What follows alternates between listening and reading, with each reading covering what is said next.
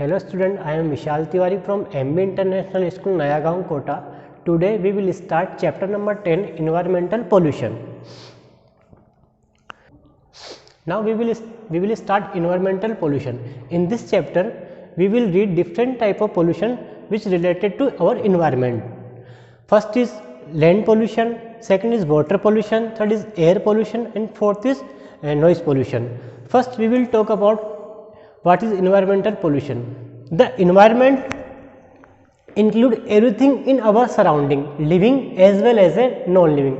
You know our environment, अपने environment में living और नॉन लिविंग थिंग से अपना environment बना हुआ है. अब आपको पता है लिविंग थिंग के अंदर अपन ह्यूमन बींग्स आएंगे, प्लांट आएंगे, एनिमल आएंगे, छोटे मोटे जो छोटे माइक्रो ऑर्गेनिज्म आएंगे, ये सब अपने लिविंग थिंग के अंदर आते हैं. और नॉन लिविंग थिंग में आपको पता है वाटर आएंगे, लैंड, एयर, डस्ट पार्टिकल, ये सारे आपके नॉन लिविंग थिंग के अंदर आएंगे. तो इन सबको मिला के आपका बना है एक इन्वायरमेंटल. और जब इनमें the environmental play a very important role in our lives. Human beings use the environment for different activities. अपन लोग इन्वायरमेंट को डिफरेंट एक्टिविटीज में यूज करते हैं. जैसे अपन इन्वायरमेंट में प्लेइंग करने के लिए, बाथिंग करने के लिए, ठीक है, इन्वायरमेंट में अपनी क्रॉप्स को ग्रो करने के लिए लैंड को यूज करते हैं. तो some of this activity pollute the environment.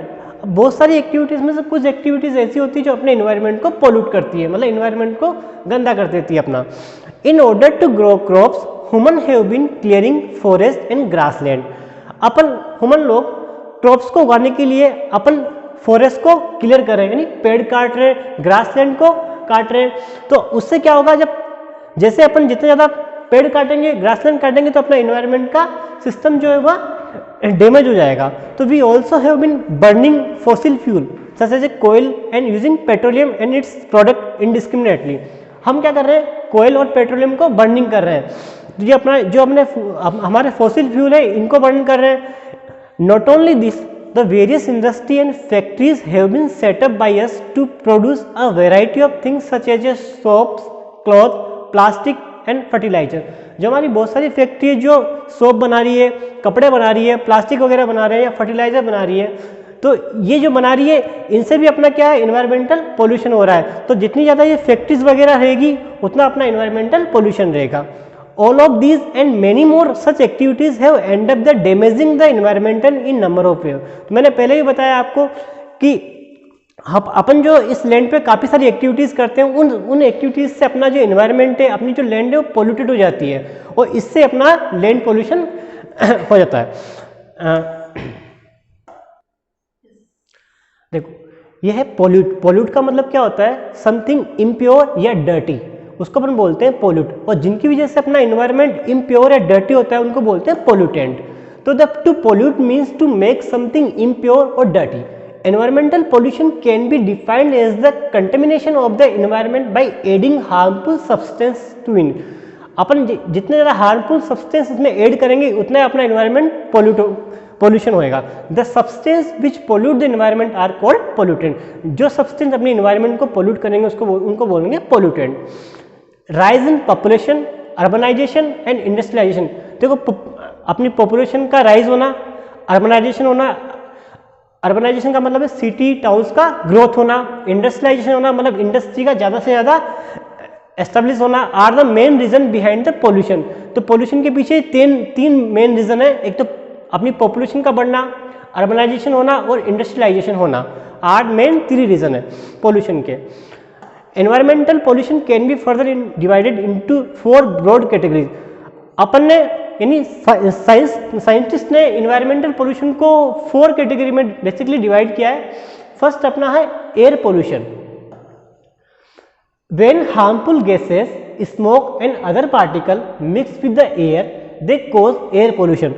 जब harmful gases, smoke और छोटे मोटे जो डस्ट पार्टिकल है वो अपनी प्योर एयर के साथ यदि मिक्स हो जाएंगे तो अपनी वो एयर को इम्प्योर कर देंगे, मतलब उस एयर को पोल्यूट कर देंगे. दे कॉजेज एयर पोल्यूशन. तो ये अपना रीजन एयर पोल्यूशन का रीजन है. क्या रीजन है कि हार्मफुल गैसेस, स्मोक और अदर पार्टिकल ये अपनी प्योर एयर जो होती है उसके साथ मिक्स हो जाएंगे तो ये उस एयर को इम्प्योर कर देंगे. तो this is called air pollution. और एयर पोल्यूशन होने से क्या होगा, breathing in such air can cause a number of health problem. जब आप पॉल्यूट एयर को ब्रीथ करोगे तो अपने काफ़ी सारी हेल्थ प्रॉब्लम रहेगी। तो causes of air pollution are, air pollution के क्या क्या कॉज है, क्या क्या कारण है, किन कारण की वजह से अपना एयर पोल्यूशन हो रहा है। देखो, फॉसिल फ्यूल का बर्निंग करना। अपन फॉसिल फ्यूल के क्या, फॉसिल फ्यूल क्या क्या होते हैं अपने, कोयल, पेट्रोल, जितना ज़्यादा अपन इनको बर्निंग करेंगे तो इनसे जो अपना स्मोक निकलेगा, ये चिमनी से जो स्मोक निकल रहा है तो इससे अपनी एयर क्या होती है, पोल्यूटेड हो रही है। तो burning of fossil fuel like कोयल एंड पेट्रोलियम। सेकेंड नंबर है release of harmful gases from factories, industry and vehicles. Factories से हार्मफुल गैसेस निकलेगी, इंडस्ट्री से और अपने व्हीकल से, इनसे जो हार्मफुल गैसेस निकलेगी उससे भी अपना क्या होगा, एयर पोल्यूटेड होएगी। माइनिंग ऑपरेशन, एग्रीकल्चर एक्टिविटीज होएगी। अपन जो क्रॉप्स का जो रेजिड्यू है उसको अपन बर्न करेंगे तो उससे भी अपना एयर क्या होगी, पोल्यूटेड हो जाएगी। एंड ब्रस्टिंग क्रैकर्स को ब्रस्ट करने में यानी फटाके जलाने से भी अपना क्या होगा, एयर पोल्यूशन होएगा। 8 times smoke mix with fog to produce smoke. देखो, जब स्मोक के साथ फॉग मिक्स होएगा तो उसको अपन क्या बोलेंगे, स्मोक बोलेंगे, which can be harmful to health, जो अपनी हेल्थ के लिए हार्मफुल होगा। अब some major effect of air pollution are, air pollution के मेजर क्या क्या इफेक्ट पड़ते हैं अपनी बॉडी पे या अपनी रूटीन लाइफ पे। देखो, हेल्थ प्रॉब्लम है सबसे major effect. Many people are known to suffer from the respiratory and the heart troubles beside various from the allergies। Health problem क्या होगी, जब आप पोल्यूटेड एयर ब्रीथ करोगे तो आपको हार्ट प्रॉब्लम होगी, आपके रेस्पिरेटरी प्रॉब्लम होगी, ठीक है, आपके लंग्स वगैरह डैमेज हो सकते हैं जब आप ज़्यादा ही आपने यदि पोल्यूटेड एयर ब्रीथ कर ली। सेकेंड रीजन है ग्लोबल वार्मिंग। ग्लोबल वार्मिंग क्या होता है, the earth atmosphere trap the sun's heat and does not let it to escape. जो अर्थ का एटमॉस्फेयर है वो सन की हीट को ट्रैप कर लेता है, यानी सन की एनर्जी आपके अर्थ में रह जाएगी, वहां से बाहर नहीं निकल पाएगी। तो इससे क्या होगा, अपनी अर्थ का टेम्परेचर इंक्रीज हो जाएगा। तो इस इफेक्ट को बोलते हैं green house effect. This is called the green house effect and it occurs due to the presence of some gases called green house gases.